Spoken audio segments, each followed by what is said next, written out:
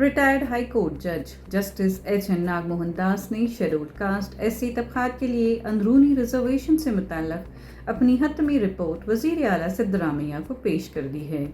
یہ رپورٹ کرناٹک میں مختلف SC طبقات کے درمیان سرکاری ملازمتوں اور تعلیمی مواقع کی برابر تقسیم کے طریقوں کا جائزہ ہے۔ جسٹس داس نے پیر کے روز 1766 صفحات پر مشتمل یہ رپورٹ سونپی۔ وزیر اعلیٰ سدرامیا نے کہا ہے کہ اس رپورٹ پر 7 اگست کو کابینہ کے اجلاس میں غور کیا جائے گا اور کوئی فیصلہ بھی لیا جائے گا۔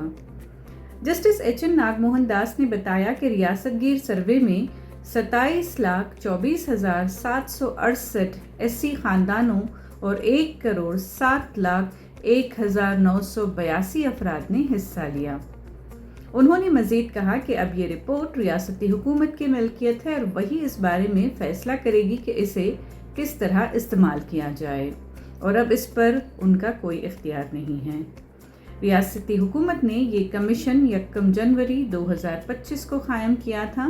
27 مارچ کو جسٹس داس نے ایک عبوری رپورٹ پیش کی جس میں کہا گیا کہ موجودہ اعداد و شمار غیر واضح ہیں۔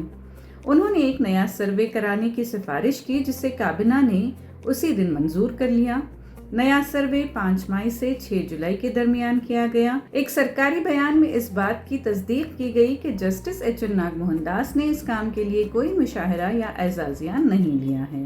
حکومت کی جانب سے اس رپورٹ پر متوقع فیصلہ 7 اگست کو کیا جا سکتا ہے، جو ریاست میں SC طبقات کے درمیان ریزرویشن کے فوائد کی تقسیم پر اثر انداز ہو سکتا ہے۔